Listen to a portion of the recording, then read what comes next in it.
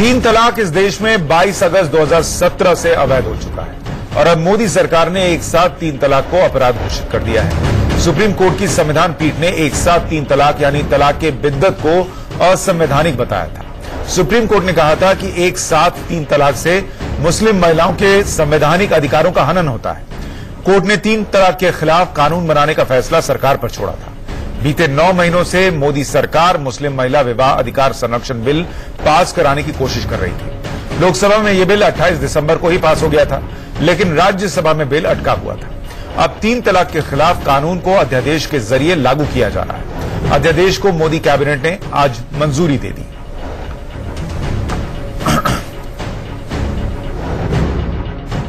तो कैबिनेट ने आज एक बहुत ही महत्वपूर्ण फैसला करते हुए तीन तलाक के बारे में एक ऑर्डिनेंस आज अप्रूव कर दिया है। वोट बैंक के दबाव में कांग्रेस पार्टी ने समर्थन नहीं दिया और हमारा स्पष्ट आरोप है कि सोनिया जी ऐसी वरिष्ठ महिला नेत्री होने के बावजूद महिलाओं के खिलाफ इतना बड़ा दमनकारी तीन तलाक चलता है और वो खामोश रहती है। सरकार में अगर गंभीरता है और माननीय प्रधानमंत्री नरेंद्र मोदी जी में, तो वो संसद के अंदर इसको पारित करवाते हैं। पर जाहिर है कि सरकार आम सहमति बनाने के पक्ष में नहीं थी, बावजूद इसके कि कांग्रेस पार्टी ने पूरा समर्थन इस बिल को दिया। आप ट्रिपल तलाक बिल को लेकर मुसलमानों में खौफ पैदा करना चाहते हैं, मुसलमानों को हरासमेंट करना चाहते हैं या उसके जरिए से मुसलमान बच्चों को जेलों में डालना चाहते हैं। इससे सीधा पता चलता है, क्योंकि जितनी भी मुस्लिम ऑर्गेनाइजेशंस हैं या जितनी भी वुमेन्स ऑर्गेनाइजेशंस हैं, उन तमाम ने आवाज उठाई थी इस बिल के खिलाफ और कहा था कि इसमें कुछ चीजें हैं जो इसमें बदली जानी चाहिए। ट्रिपल तलाक के खिलाफ कानून की हमें सख्त जरूरत है। अब कानून पास होने जा रहा है, जो कि बहुत अच्छी बात है। हम कानून का तहे दिल से स्वागत करते हैं, लेकिन बहुत अच्छी बात होती अगर सारी पॉलिटिकल पार्टीज मिलकर ये कानून पास करते। तीन तलाक के लिए जो सजा हो वो पूरी तरह से ऐसी हो जिससे कि परिवार टूटने भी ना पाए और तलाक का डर भी रहे और सजा का भी डर रहे। तो मैं स्वागत करती हूँ इस बिल का और इस कानून का। सरकार ने मुस्लिम महिलाओं को तीन तलाक के जुल्म से आजादी दिलाने के लिए अध्यादेश को मंजूरी दी है। जम्मू कश्मीर के अलावा पूरे देश पर यह कानून लागू होगा, लेकिन क्या यह अध्यादेश हैदराबाद की हुमा को इंसाफ दिला पाएगा? हैदराबाद की हुमा की शादी ओमान के 62 साल के एक शख्स के साथ हुई थी। हुमा 1 साल अपने शौहर के साथ ओमान में रहीं। मां की बीमारी का वास्ता देकर उनके पति ने उन्हें ओमान से वापस हैदराबाद भेजा और फिर व्हाट्सएप पर तीन तलाक दे दिया। मेरी शादी ओमान वाले कंट्री से शेख से करके दिए थे। हैदराबाद में शादी हुई मेरी, तो मैं ओमान वहां पर गई तो मेरे को टॉर्चर करे मेरे हस्बैंड, बिल्कुल एकदम शगाला की जैसे ट्रीट करे मेरे को। फिर भी मैं सब्र करी, बर्दाश्त करी। मेरे बच्चा का इंतकाल 3 महीने में हुआ, थोड़ा बीमार था मेरा बच्चा। तो मेरे हस्बैंड बोले कि बच्चे को अगर कुछ हो गया करा तो तुम हैदराबाद चले जाओ, मेरे को तुम नहीं होना बोल के बोले। मेरे को व्हाट्सएप पे तलाकनामा भेज दिए। मैं सुषमा मैडम, सिराज मैडम से रिक्वेस्ट करती हूँ कि वो मेरी हेल्प करें। मैं ओमान जाना चाह रही हूँ, वहाँ के एम्बेसी से उनसे लड़ना चाह रही हूँ कानूनी तौर पे हक के लिए अपने। तो अब सवाल यही उठ रहा है कि क्या इस पूरे मामले में सरकार एक राय बना सकती थी या अध्यादेश का रास्ता ही सही है? और दूसरा ये कि क्या इससे मुस्लिम महिलाओं को न्याय मिल पाएगा? और दूसरे दल अगर वाकई मुस्लिम महिलाओं के साथ खड़े हैं तो इस बिल के साथ खड़े क्यों नहीं दिखते? इस पर चर्चा करने के लिए हमारे साथ बीजेपी के प्रवक्ता अश्वनी उपाध्याय स्टूडियो में मौजूद हैं। हमारे साथ जयवीर शेरगिल कांग्रेस के प्रवक्ता मौजूद हैं। मौलाना नदीमुद्दीन साहब हैं, प्रेसिडेंट ऑल इंडिया उलेमा काउंसिल के। साफिया अख्तर हैं, भारतीय मुस्लिम महिला आंदोलन से जुड़ी हुई है। आप सभी का बहुत स्वागत है। अश्वनी उपाध्याय जी, पहला सवाल आपसे ही है कि इस बिल की तारीफ सोशल मीडिया पर या इस अध्यादेश की तारीफ सोशल मीडिया पर काफी हो रही है, लेकिन सवाल भी उठ रहे हैं कि क्या एक राय बनाकर इसे बिल के तौर पर पास नहीं कराया जा सकता था और क्या इससे न्याय मिल जाएगा? देखिए सुशांत भाई, पहले तो मैं आपको बताऊं कि आज का दिन बहुत ऐतिहासिक दिन है। हो सकता है कि आज या कल तक माननीय राष्ट्रपति जी इसका अपना मुहर लगा दें तो एक कानून बन जाएगा। अभी तो मंत्रिमंडल ने पास किया है तो जल्दी कानून भी बन जाएगा।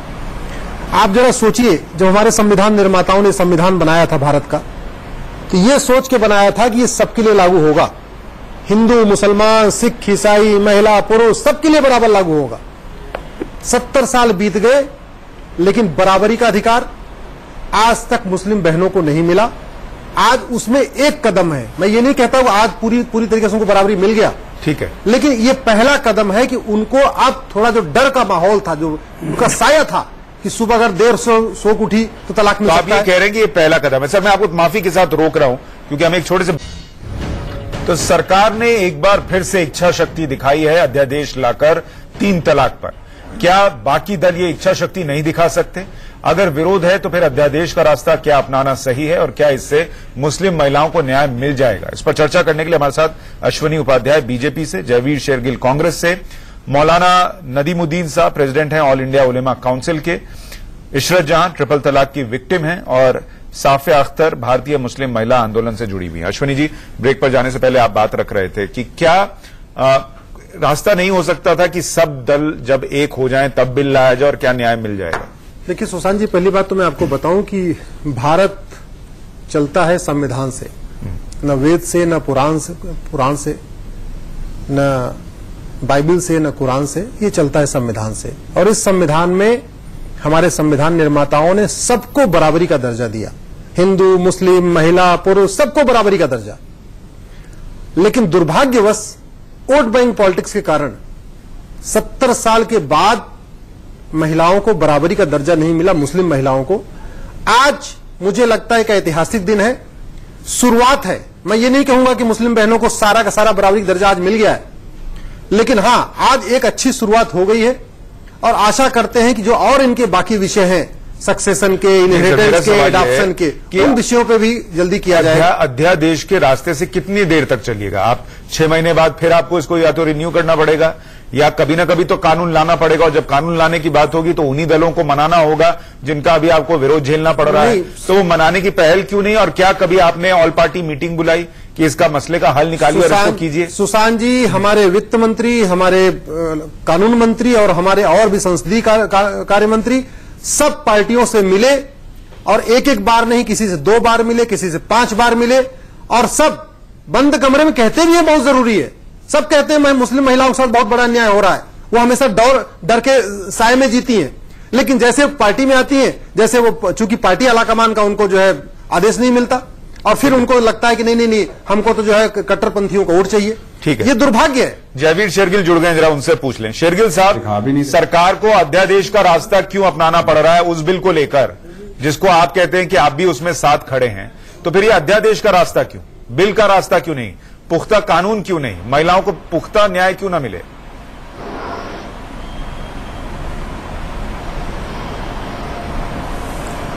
सुशांत जी, मैंने भाजपा के माननीय प्रवक्ता की बात सुनी। पहले तो आश्चर्य हुआ कि वो संविधान की दुहाई दे रहे हैं, संविधान भी हाथ में पकड़ा हुआ है, वो संविधान जिसका संघ ने विरोध किया और जो मनुस्मृति चाहते थे, और वही भाजपा जो हिंदू महिलाओं के बराबर के हकों की खिलाफ थी। और 2006 में कांग्रेस पार्टी ने हिंदू महिलाओं को पहली बार उनके पिता की संपत्ति में हक दिलवाया। अब आपके प्रश्न का सीधा सीधा उत्तर, आज आपके ही चैनल पे जाकिया सोमन है जिन्होंने याचिका डाली थी और शगुफा का इंटरव्यू देखा, उन्होंने कहा हां, हमें कानून चाहिए था पर अध्यादेश के रास्ते नहीं, ये कानून सहमति से आना चाहिए था। आज का जो ये ट्रिपल तलाक बिल आया है, ये मुसलमान महिलाओं को कोर्ट कचहरी के चक्कर और चुंगल में फंसा देगा। वो क्यों? सुप्रीम कोर्ट ने कहा था कानून मुस्लिम महिला और ऑल स्टेक होल्डर की सलाह मशवरे से बनना चाहिए, पर सरकार ने, जिनको विपक्ष में विश्वास नहीं, संसदीय प्रक्रिया में विश्वास नहीं, सलाह मशवरे में विश्वास नहीं, अपने इरादे थोपने में विश्वास है, एक बार बुलडोज चलाया और दिखा दिया। जयवीर जी, आप भी वकील हो, आप भी समझते हो सुप्रीम कोर्ट के जजमेंट में क्या लिखा हुआ है, आपने पढ़ा होगा, मुझे पूरा विश्वास है आपने पढ़ा होगा। लेकिन ऐसा मत करिए, ऐसे खुलेआम चैनल पे, राष्ट्रीय चैनल पे आप इस तरीके गुमराह करने की मत कोशिश करिए। 22 अगस्त को, और मैं आपको बता दूं, मैं इकलौता इसका पिटिशनर हूं, मेल पिटिशनर ट्रिपल तलाक के खिलाफ, और पहली याचिका मेरी थी जो सबसे पहले मैंने टोकना है तो मैं भी टोक सकता हूं। नहीं जयवीर भाई सुनिए, सबसे पहले मैंने इसलिए डाला था ट्रिपल तलाक पे, बाकी याचिकाएं, बाकी बहनें तो बाद में आई हैं। और नहीं, अगर बहुत स्पष्ट नहीं दीजिए, कानून बनाइए 6 महीने के अंदर। चलिए, आप लोग लगातार आपने चलिए टोकिए, आपने बोलिए। 84 में साहबानों का फैसला पलटा। नहीं, और सुनिए। आज भी आप नहीं चाहते हैं मुस्लिम बहनों को न्याय मिले। आप चाहते हैं मुस्लिम बहनों को न्याय मिले। 8 साल की बच्ची इसलिए आप जिसका इस बलात्कार हुआ, बर्स करते रहते हैं। वो भी मुसलमान बच्ची आज थी तो ना। आपको कम से कम जब बधाई देना भाजपा वाले चाहिए। उसके बलात्कारियों के प्रवक्ता बनते आज खड़े हो आपको गए थे। सरकार को बधाई देना दूसरा, चाहिए। दिखाइए मुझे वो कानून कहाँ कहता है कि मुसलमान अच्छा, महिला ठीक को है, एक मिनट सबसे में। सलामत मिलना चाहिए। शेरगिल साहब, देखिए वो कानून कहाँ कहता है शेरगिल कि साहब, महिला मुझे ये को बताइए, maintenance कैसे मिलेगी। शेरगिल साहब, वो कानून कैसे कहता है कि बर्डन ऑफ प्रूफ जो मुसलमान महिला का उस पे होना चाहिए। क्या बात कर रहे हैं आप? आपने फिर शुरू कर दिया। मुझे लगता है कांग्रेस की कोई झूठ की फैक्ट्री है क्या जो फिर से अगर मेरी बात नहीं रखने दी जाएगी, आप किसी और प्रवक्ता को बुला लीजिए। नॉन अवेलेबल है। टोका डाकी की अरे डिबेट सुनिए है। तो सुनिए, नॉन अवेलेबल अभी अरे रुकिए sir, I am leaving this show. If you can't control the debate, और अगर इन्होंने ऊपर मेरे चीखना चिल्लाना है, मैं कुछ अच्छा ठीक है, एक मिनट शेरगिल साहब, एक मिनट। जयवीर भाई एक काम करते हैं। भाई साहब क्या कर रहे हैं? ठीक है। संविधान में आपको विश्वास नहीं, मुस्लिम बच्ची का बलात्कार होता है, भाजपा वाले क्या बात करते हो प्रवक्ता आप? बन जाते क्या हैं। बात करते हो आप? अच्छा, एक मिनट उनको बोलने दीजिए, फिर आप बलात्कार रिस्पॉन्ड करते कीजिएगा। हैं। गुजरात में नलिया का बलात्कार होता है, 6 भाजपा का लोग उसमें आरोपी हैं। आप महिलाओं की सुरक्षा की बात करेंगे? नहीं, एक मिनट जयवीर भाई, जयवीर भाई अभी इस पर रहिए। जयवीर भाई अभी इस पर रहिए, मुझे ये बताइए कांग्रेस का एतराज कहाँ पर है? 2006 में जब महिलाओं को कांग्रेस, जयवीर भाई अभी कांग्रेस का एतराज बताइए क्या क्या है? महिला सुरक्षा के बारे में जयवीर भाई अभी सिर्फ इस अध्यादेश पर रहिए और बताइए कि आपका एतराज कहां पर है जो सरकार नहीं मान रही, इसलिए आप जो है वो बिल नहीं आने दे रहे, ये बता दीजिए।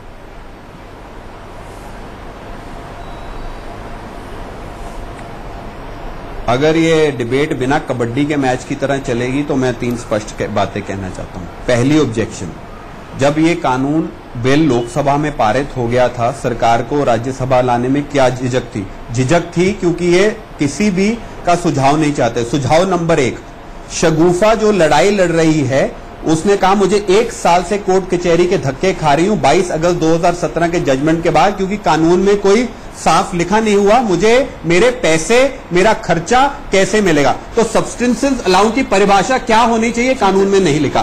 दूसरा, जब पति जेल में जाएगा, कांग्रेस ने कहा था जैसे ही पति जेल में जाएगा महिला को उसकी संपत्ति में हक होना चाहिए और जितनी देर वो जेल है उसका खर्चा पानी तय होना चाहिए, ये भी कानून में नहीं लिखा। तीसरा, हमने कहा था एक मुसलमान महिला को थाने के चक्कर ना लगाने पड़े, इनका कानून कहता है महिला साबित करे ट्रिपल तलाक। हमने कहा था पुरुष साबित करे कि वो ट्रिपल तलाक उसका दिया और महिला की बात मानी जाए। 3 स्पष्ट सुझाव थे, पर नहीं, रविशंकर प्रसाद को ट्रिपल तलाक पे अश्विनी जी को रिस्पॉन्ड करने दीजिए। मुसलमान महिलाओं के खिलाफ है। ठीक है, अश्विनी जी को रिस्पॉन्ड करने दीजिए। मुझे बस एक बात बता दीजिए इससे पहले कि मैं बाकी मेहमानों पर जाऊं। शेरगिल भाई एक चीज बताइए कि अभी जो लोग फोन पर, SMS पर जो ट्रिपल तलाक दे रहे हैं वो कौन सा गुजारा भत्ता दे रहे हैं, मुझे जरा बताइए। जो इतने गैर जिम्मेदार हैं कि SMS पे तलाक दे रहे हैं, वो क्या कोई गुजारा भत्ता देते होंगे? नहीं, वो कर देते हैं, वो भीम ऐप से भेजते हैं। पहली तो बात सुशांत जी, भारतीय राष्ट्रीय कांग्रेस ने तभी स्पष्ट कर दिया था तलाक बिद्दत के वो खिलाफ है, सुप्रीम कोर्ट के निर्णय का वो समर्थन करती है। हम सरकार की सिर्फ मदद करना चाहते थे कि कानून महिलाओं के लिए भगवान का काम करे, उनको सुरक्षित रखे। अगर आज भी कानून आना है, ऑर्डिनेंस 6 महीने बाद भी आप हमारी सलाह लेंगे। आज आपको ऐसा तो नहीं है, आपको लग रहा है कि ये कानून बीजेपी ले आई तो मुस्लिम महिलाओं का वोट जो है वो उसके पास चला जाएगा? नहीं होगा, क्योंकि आप तलाक बिद्दत के खिलाफ भी हैं लेकिन उसके साथ खड़े भी नहीं दिख रहे। बीजेपी ले आई, अगर बीजेपी में, सुन लीजिए आखिरी कमेंट 10 सेकंड।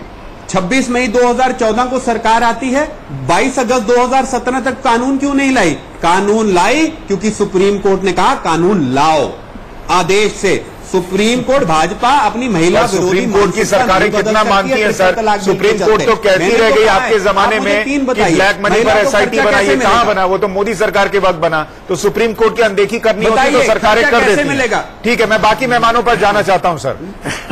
अश्विनी जी जरा सा रिस्पॉन्ड कीजिए जल्दी से। वो तो करती है, बिल्कुल। जयवीर भाई हो गई, कोई अनदेखा कर। मैं बाकी मेहमानों पर भी जाऊंगा सर, एक बार इनको जल्दी से 30 सेकंड में रिस्पॉन्ड करने दीजिए। 30 सेकंड के अंदर बोलता हूँ। पहली बात तो कांग्रेस पूरी तरीके से ट्रिपल तलाक के साथ खड़ी थी, बलात्कारियों की प्रवक्ता बन गई सरकार। कांग्रेस इनके विधायक से ट्रिपल तलाक के साथ खड़ी थी, आसिफ 8 साल की बच्चियों के साथ खड़ी थी, इन्होंने उनके बलात्कारियों के साथ खड़ी थी। इसलिए 30 सेकंड में जवाब दीजिए उनके पॉइंट का, मैं बाकी मेहमानों के पास जाऊंगा। इसलिए कांग्रेस ट्रिपल तलाक की समर्थक है, इसलिए इसमें दो सबसे बड़े नेता हिंदू कोड कानून मंत्री रह चुके कपिल सिब्बल और सलमान खुर्शीद को ट्रिपल तलाक की बहस करने के लिए कोर्ट भेजा था। कांग्रेस का दोहरा रवैया देखिए, बड़ी बड़ी बातें कर रहे हैं। ठीक है, अब मुझे दूसरा बोलने, संविधान का विरोध ठीक है। इशरत जहां, आप तो इसकी विक्टिम है, आप मुझे ये बताइए कि क्या ये अध्यादेश मुस्लिम महिलाओं को न्याय दिलाने के लिए काबिल है, उसमें सक्षम है, और क्या दूसरी पार्टियां जो बिल का साथ नहीं दे रही हैं वो मुस्लिम महिलाओं के खिलाफ है? जब सरकार सुप्रीम कोर्ट में जब पास हो गया है कि तलाक नहीं हो सकता है, उसके बाद सरकार भी बोल है कि बिल पास होगा, सरकार ने बहुत कोशिश करने के बाद भी ये बिल को पास किया है, तो लोग अगले पार्टी वाले क्यों नहीं करना चाहते? क्योंकि उसको ये लगता है कि मुसलमानों पर औरतों को हक नहीं मिले, इस वजह से वो लोग इसके ऊपर मना कर रहे हैं कि बिल पास नहीं होना चाहिए। मुसलमानों के खिलाफ क्यों, औरतों के खिलाफ क्यों है? मुझे ये समझ में नहीं आ रहा कि औरतों को, आपने अभी कांग्रेस के प्रवक्ता को सुना, उसके बाद वो कह रहे हैं कि मुस्लिम महिलाओं को दौड़ना पड़ जाएगा बार बार ये साबित करने के लिए कि 3 तलाक हुआ है और इस तरीके से इंस्टेंट 3 तलाक दिया गया है, ये गलत है। उनको लग रहा है कि भाई गुजारा भत्ता कैसे मिल पाएगा? क्या आपको लगता है ये जो एतराज है ये ठीक है? किस वजह से उसको ये करना पड़ेगा, सबूत देना पड़ेगा कि अगर किसी को फोन पे तलाक दिया गया है तो अगर फोन का रिकॉर्डिंग रहेगा तभी तो कोई औरत मतलब कि उसको बता सकती है कि हाँ मेरा फोन पे तलाक हुआ। मेरा जैसे ही मेरा तलाक फोन पे हुआ था तो मैं कैसे उसको प्रूफ करूं कि मेरा तलाक फोन पे हुआ? मेरे पास तो कोई रिकॉर्डिंग भी नहीं है। नहीं, सबसे बड़ी बात वो लोग कांग्रेस के जो अगर हस्बैंड कहता मैंने ट्रिपल तलाक दिया ही नहीं तो बात ही खत्म हो गई ना। यही बात मैं कह रहा हूँ। अरे आप गलत कह रहे हो। मैं कह रहा हूँ अगर हस्बैंड कह रहा मैंने ट्रिपल तलाक दिया नहीं बात खत्म हो गई। मियां बीवी राजी क्या करेगा काजी? मैं कह रहा हूँ मियां बीवी राजी क्या करेगा काजी? अगर हस्बैंड कह रहा मैं ट्रिपल तलाक दिया नहीं बात खत्म हो गई। इशरत जी इसमें देखिए एक चीज है, इशरत जी इसमें एक चीज है, देखिए अगर जैसे आपका केस था कि आपको फोन पर ट्रिपल तलाक दिया गया, का कानून कहता है महिला साबित करे फोन। एक मिनट शेरगिल जी, मैं ये कह रहा हूँ, शेरगिल जी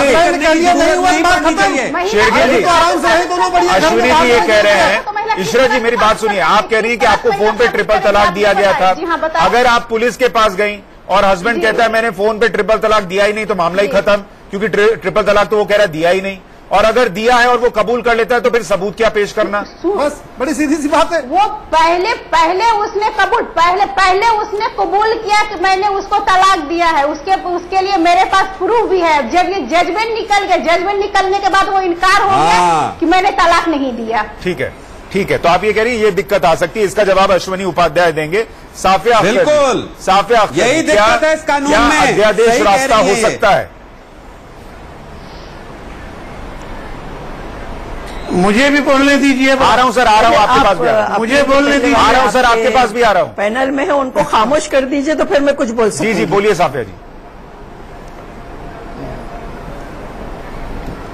जी, आप अपने सवाल जरा प्लीज। मैं पूछ रहा था कि क्या ये अध्यादेश जो है वो तरीका हो सकता है ट्रिपल तलाक से न्याय दिलवाने का, या फिर सबकी सहमति से बिल आने से ही रास्ता बनेगा?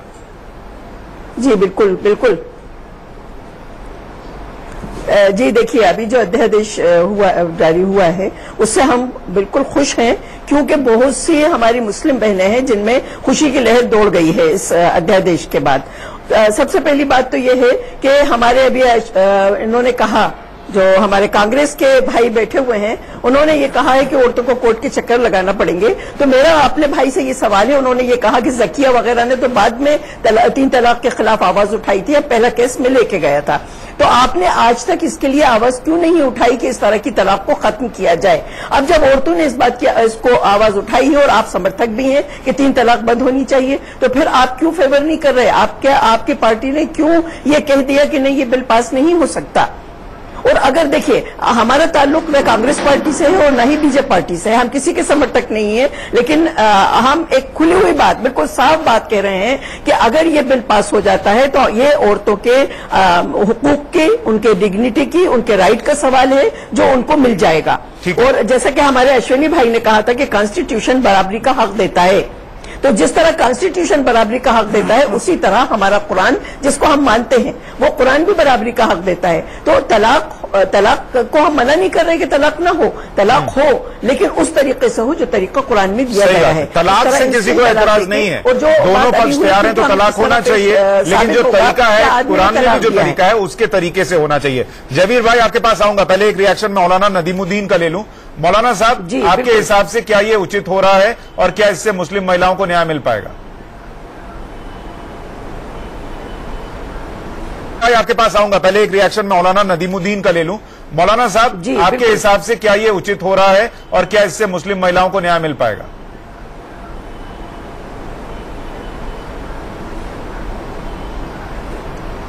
पहली बात तो ये है, मैं आपको बोलना चाह रहा हूं कि कानून पास करने का अधिकार संसद को है।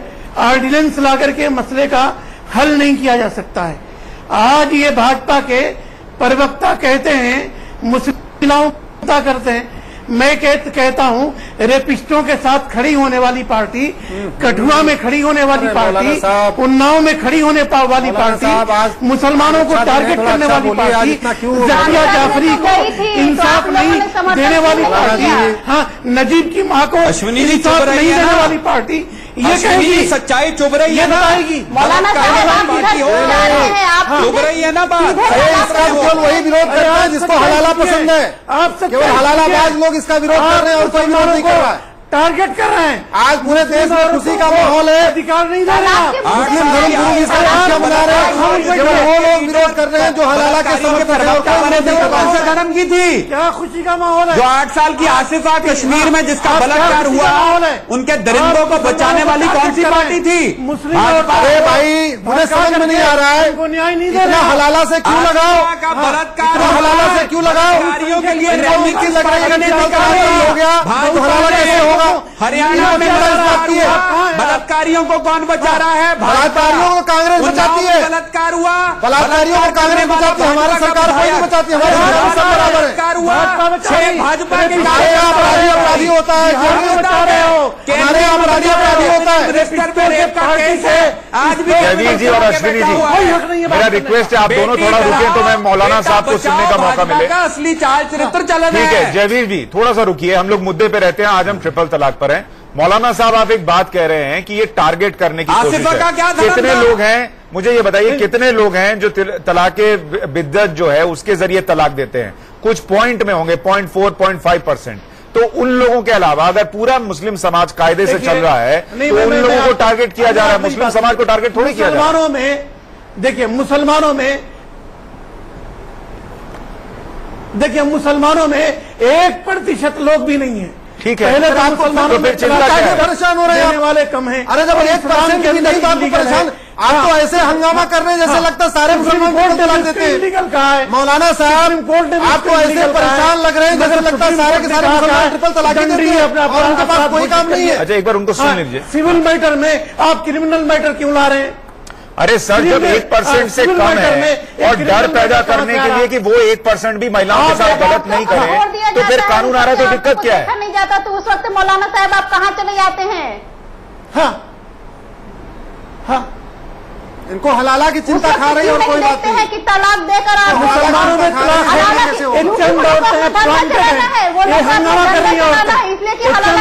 प्लांटेड है, इनको आरएसएस और बीजेपी ला करके खड़ा कर रही है मुसलमानों के बीच। अरे सर, मैं नहीं समझ पा रहा आपकी बात। आप बताइए, मुझे ये बताइए, इनका इस्लाम इशरत मुझे ये बताइए, क्या आपको समझ में आ रहा है कि अगर 99% मुस्लिम पुरुष ट्रिपल तलाक नहीं देते हैं तो फिर चिंता की बात क्या है? 1% के लिए इतनी घबराहट क्यों? तो 1% के लिए घबराहट क्यों? तो परेशानी तो वो लोग को हो रही है ना। हाँ, उन्हीं के लिए पूछ रहा हूं, आपको समझ में आ रहा है क्यों परेशान है? वो परेशानी उन लोग को लिए हो रही है क्योंकि अगर तलाक दे दिया उसके बाद उसको हलाला करवाया, महिलाओं पर अत्याचार हलाला करवाना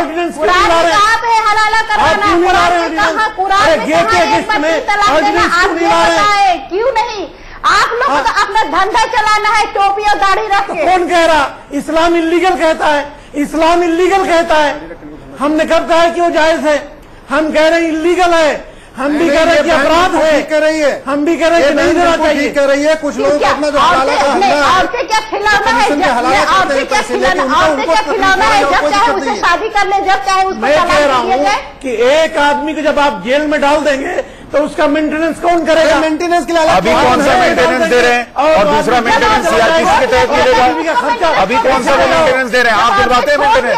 उसको मेंटेनेंस कौन देता है?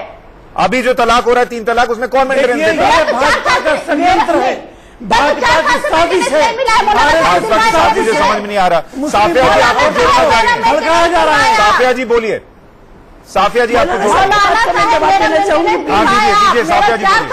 ये मौलाना साहब जी, हमारे मौलाना साहब के दिल में ये दर्द है, हमारे मौलाना साहब के दिल में ये दर्द है कि अगर उसको सजा हो जाएगी तो मेंटेनेंस देता है उसको। लेकिन ये दर्द हमारे मौलाना साहब के दिल में उस वक्त क्यों नहीं उठता जब 3 तलाक के मौलाना साहब जरा रुकिए, उनको सुन लीजिए वो क्या बोल रहे हैं। तलाक देके उसको बेघर कर देते हैं, उस वक्त उनके दिल में ये दर्द क्यों नहीं होता कि वो कहाँ से खाएगी पिएगी? उनके दिल में अब ये दर्द हो रहा है कि 3 साल की सजा हो जाएगी। एक मिनट मौलाना साहब मुझे ये बताइए, एक सेकंड अश्विनी जी और शेरगिल जी आप दोनों के पास आ रहा हूँ, लेकिन मौलाना साहब मुझे एक बात बताइए, मौलाना साहब मुझे एक बात बताइए, आपने कितनी ट्रिपल तलाक की विक्टिम महिलाओं को भत्ता दिलवाया? मुझे ये बताइए, दिल पर हाथ रख के बताइएगा। देखिए हम लोग पहले तो हमारे पास ऐसे केस कम आते हैं, अगर आए हैं तो हमने उनकी मदद किया है। क्या मदद? हैदराबाद गिना नहीं पा रहे आप? उनकी मदद किया है, ठीक है, उनको उनका हक दिलाया है। नाम बताइए, रिपोर्टर आप नाम बताइए, मैं रिपोर्टर भेज दूंगा। नाम बताइए कहाँ का केस? बिल्कुल गलत बात कर रहे हैं आप। भाजपा को फिक्र करने की जरूरत नहीं है। अच्छा सुनिए, भाजपा को अठवा करे पिस्तों के साथ होने वाली पार्टी ये मुसलमानों की बात करेगी, मुस्लिम महिलाओं की बात करेगी। क्यों नहीं करेगी? जकिया जाफरी से इंसाफ नहीं हो रहा, ये मुसलमानों की बात करेंगे। नजीब की मां से इंसाफ नहीं हो रहा, आज नहीं कर रहे सर, इसलिए लोगों को करना पड़ रहा है, इसीलिए सुप्रीम कोर्ट को करना पड़ रहा है, इसलिए सरकार को करना पड़ रहा है। ठीक है, अब मैं जरा से एक मिनट सर जरा सी क्लैरिटी चाहता हूँ। शेरगिल भाई ने भी कुछ कहा है, अश्विनी जी ने भी कुछ कहा है, दोनों मामले साफ होने जरूरी हैं। ये अध्यादेश मुसलमान औरतों के खिलाफ है। एक मिनट, ठीक है, मुसलमानों के खिलाफ कैसे? जबरदस्ती की बात, खुद कह रहे हैं कि 1% लोग से भी कम है जो ट्रिपल तलाक देते हैं और फिर कह रहे हैं मुसलमानों के खिलाफ है। कैसे खिलाफ हो गया? फालतू की बात कर रहे हैं आप। मुझे ये बताइए अश्विनी जी कि भत्ते को लेकर जो चिंता है उस पर क्या है? औरतों के खिलाफ है, वो औरतों के खिलाफ है। बंद करिए, हो गया, मुस्लिम कई बार कह लिया मौलाना जी, कई बार हो गया। अब सुन लीजिए अश्विनी जी, बात कीजिए। महिलाओं की पीड़ा समझ में आ गई। आप भत्ते पे जवाब दीजिए। भत्ते मुझे ये कहना है, भत्ते का ऑलरेडी अलग प्रोविजन है। जयवीर को मुझे लगता है जयवीर वकील है, उनको भी पता है सीआरपीसी का प्रोविजन, उनको भी पता है। और आज छोड़िए, आज कानून आया है। 1984 में बिना किसी कानून के सुप्रीम कोर्ट ने भत्ता, हाई कोर्ट और डिस्ट्रिक्ट कोर्ट ने भत्ता जारी किया था, तो वो कैसे जारी कर दिया था? ये तो सीआरपीसी में पहले चला आ रहा है। अगर आपको भत्ता चाहिए, चाहे हिंदू महिला हो, चाहे मुस्लिम महिला, सिख महिला, ईसाई महिला, सीआरपीसी में प्रोविजन, आप जाके भत्ता लीजिए। उसके लिए अलग से कानून की जरूरत कहां है? वो तो आज से नहीं, 1973 से चल रहा है। सीआरपीसी 1973 बनी थी मौलाना जी, कभी कभी कुरान के अलावा थोड़ा कॉन्स्टिट्यूशन पढ़ लिया। अब जयवीर भाई को रिस्पॉन्ड करने दीजिए। जयवीर भाई आप वकील भी हैं, तो आप उसका भी ज्ञान जो है इसमें डालते हुए जवाब दीजिएगा कि क्या अश्विनी जी जो कह रहे हैं वो सही है कि भत्ते के लिए कोई दिक्कत ही नहीं, आप सीआरपीसी के तहत चले जाइए।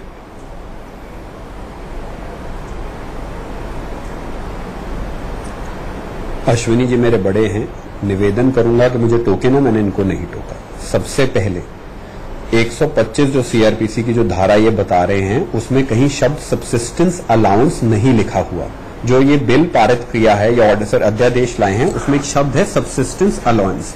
उसकी क्या परिभाषा है, उसका क्या फॉर्मूला है, ना तो वो सीआरपीसी में लिखा हुआ है ना इनके कानून में लिखा हुआ है। तभी शगुफा जो याचिका जिसने डाली थी वो कह रही है 1 साल से मैं कोर्ट कचहरी का दरवाजा खटखटा रही हूँ। दूसरा एक और कानून है protection of domestic violence act 2005 जिसमें फॉर्मूला दिया हुआ है। हिंदू जो मुसलमान हमारी बहनें हैं वो कह रही है इस कानून में सफाई नहीं, हम उस 2005 के कानून में जाएंगे कि अध्यादेश में जाएंगे। तीसरा क्या ये सब्सिस्टेंस अलाउंस मेंटेनेंस के साथ मिलेगा कि नहीं। चौथा जो साफिया जी ने बहुत अच्छा बात उठाया, जब ये थाने जाएंगी इनको क्या ये थाने 6 घंटे बैठ के पहले एक अफसर को, एक एसएचओ को ये समझाएंगी मेरी फलानी कॉल रिकॉर्ड से तलाक हुआ है, उसको एयरटेल को फोन करो, वोडाफोन से फोन करो। क्या एक महिला 6 घंटे बैठ, हमारा सुझाव था अगर महिला थाने जाती है मेरा तलाक बिद्दत हो गया है, सुनिए, तलाक बिद्दत हो गया है, वो कहे ठीक है आप घर जाइए, मैं आपके पति को बुलाता हूं, वो साबित करे कि उसने तलाक नहीं दिया। ये होता है इंसाफ के तराजू में असली इंसाफ। मैं इन पे राजनीतिक तू मैं करता रहूंगा। आज अश्विनी जी भी सहमत है, मैं भी सहमत हूं, तलाक बिद्दत बंद होना चाहिए, पर एक मजबूत कानून, जो कानून उनको रास्ता दिखाए वो होना चाहिए। अब अश्विनी जी को रिस्पॉन्ड कर लेने हमारा मशवरा लीजिए, आपने 3-4 बातें कही हैं, उनको रिस्पॉन्ड बनती है। पहली बात मैं आपको हो ये हो तो हो जाता। जयवीर भाई भी जानते हैं, अभी मैं करीब 7-8 केस हैं पॉलीगैमी हलाला के चल रहे हैं सुप्रीम कोर्ट में।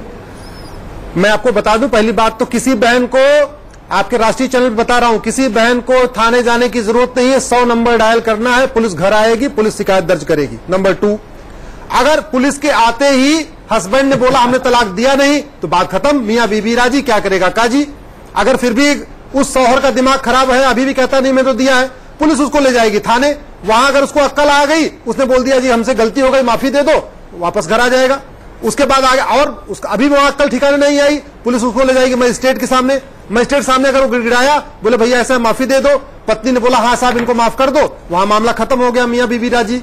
तो मुझे लगता है ये इतना बढ़िया कानून बना है, इसमें सारी की सारी जो फैसिलिटी दिया वो महिला को दिया हुआ है कि महिला जिस स्टेज पे तैयार हो गई, जहां पे उसने कह दिया कि हाँ ठीक है जी अब कोई बात नहीं, और वो अपनी गलती मान लेता है कि हमने कोई तलाक दिया ही नहीं है, बात वही खत्म हो जाएगी, महिला को परेशान होने की क्या बात। ठीक है। अब जब दूसरा आ गया, ये बिल्कुल सही कहा जयवीर ने, 2 प्रोविजन है, सीआरपीसी है, अपना डोमेस्टिक वायलेंस एक्ट है, और उस प्रोविजन को यूज करना कोई दिक्कत नहीं है, उसका इससे कोई महिलाएं शो में उनका रिएक्शन ले ले। साफिया जी, जो अश्विनी जी कह रहे हैं, क्या आप उससे इत्तेफाक रखती हैं?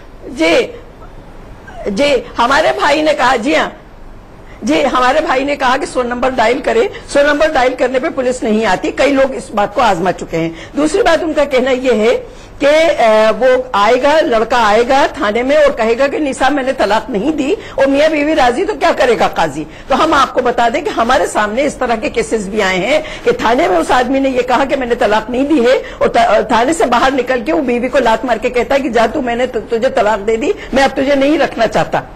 तो इस तरह के केसेस के लिए आप क्या करेंगे? इसके लिए क्या करेंगे?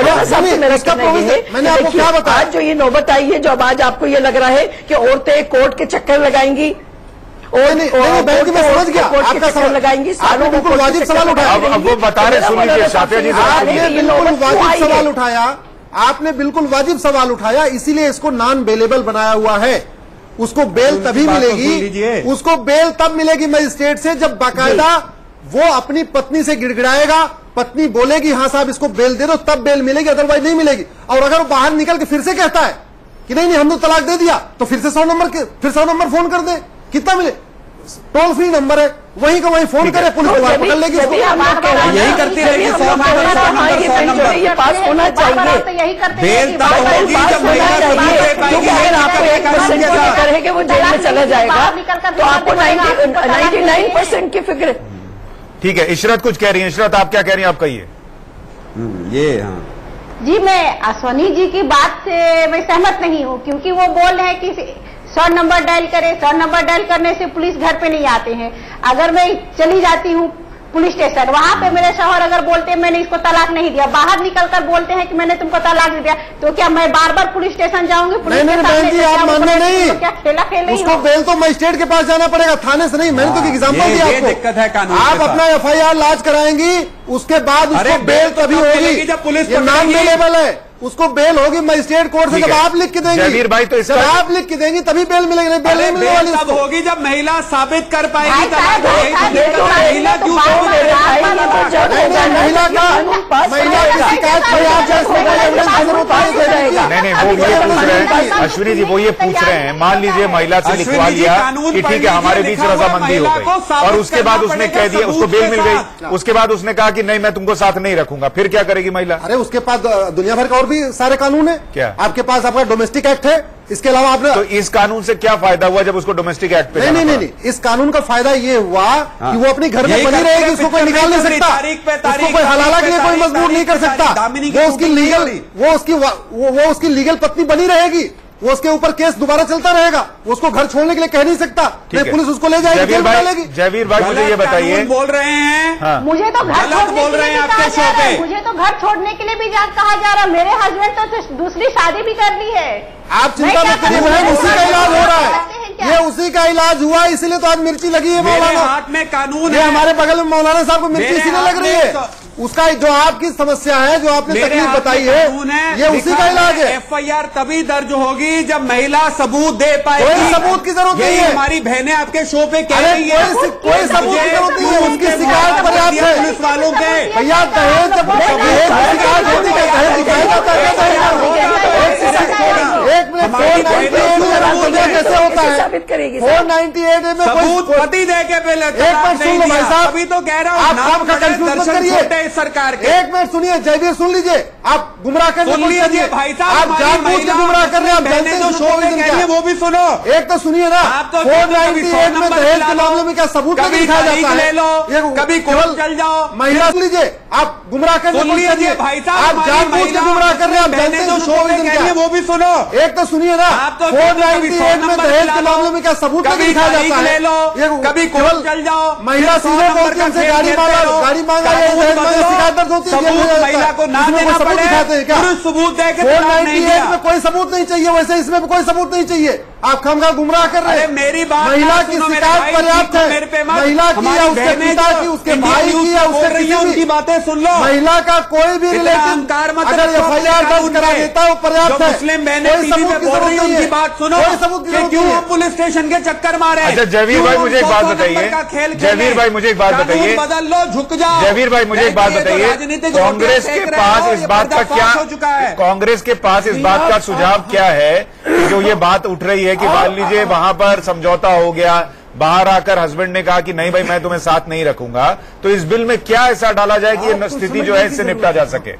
कांग्रेस के पास क्या विकल्प है? नहीं ये मामला अच्छा प्रश्न है, कानूनी उत्तर दूंगा।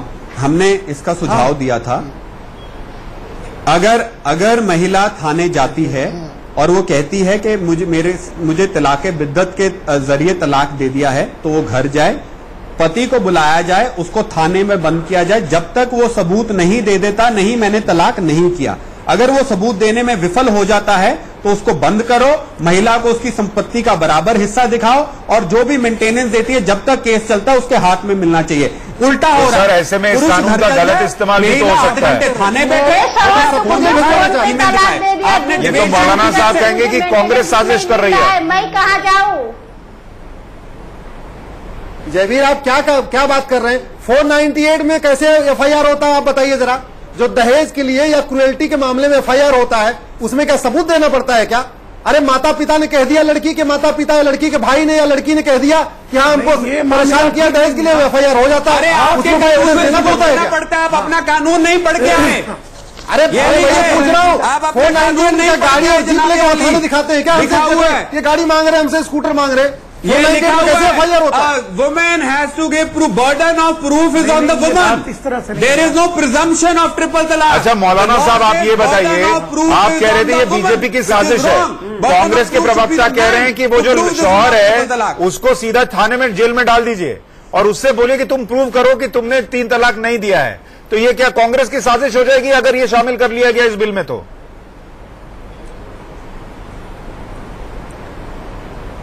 देखिए पहले तो आप ये सोचिए कि इस्लाम के अंदर 3 तलाक इल्लीगल है। जब 3 तलाक इल्लीगल है, उसने तलाक दिया नहीं तो सजा किस बात की? आप सजा किस बात की देंगे? उसने तलाक दिया आपके साथ इस शो में महिला बैठी है जो 3 तलाक, ट्रिपल 3 तलाक, इंस्टेंट 3 तलाक की शिकार है। आप पूछ रहे हैं कि क्या हो जाता है? इशरत आप बताइए आपके साथ क्या बीता है? तलाक तो उसने मुझे फोन पे दे दिया, दूसरी शादी कर ली, वो आराम से दुबई में जाकर काम कर रहा, अपनी बीवी बच्चे छोड़कर। हाँ वो जेल में है, आप लोग उसे अरे सर मुझे बताइए आप लोगों ने क्या किया इशरत को न्याय दिलाने के लिए?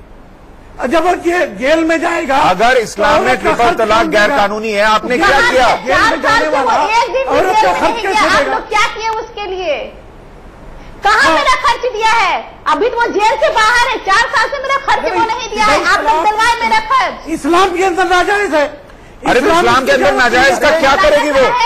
यहाँ बैठी है, उसने दूसरी शादी कर ली। पुलिस साफिया जी ने, अगर दूसरी कमी है कानून में, ये साफिया जी ने बिल्कुल सही बोला। हाँ मौलाना जी ये इस्लामिक कंट्री नहीं है, मौलाना ये सेकुलर कंट्री है इंडिया। अगर पति जेल में चला भारत है और सेकुलर है, वो खर्चा कैसे कुरान से देगा नहीं बीवी चलता, को? संविधान से चलता। आप यही क्यों नहीं समझ साफिया रहे? कह रही है आप कि कौन वो से जेल दुनिया में में चला खो रहे हैं? कौन हक देगा औरत को? साफिया जी मुझे आखिरी कमेंट दीजिए, क्या इस साफिया, अध्यादेश हमारी बहन से जो आपके अभी शो पे मौजूदा बोल रही स्थिति है, 4 साल से है, महिलाओं मुझे को खर्चा नहीं राहत मिला। मिल पाएगी मुस्लिम अश्विनी भाई, महिलाओं को? उनको उत्तर दो, मुझे नहीं। ये गलत है, ये साजिश है। ये साजिश है। ये देखिए, हाँ, आप बोलने दीजिए, आप दूसरे को बोलने दीजिए प्लीज। रुकेगा नहीं तलाक।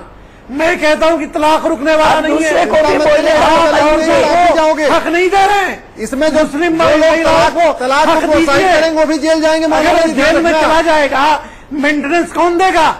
आपने मेंटेनेंस दिलाया इशरत को?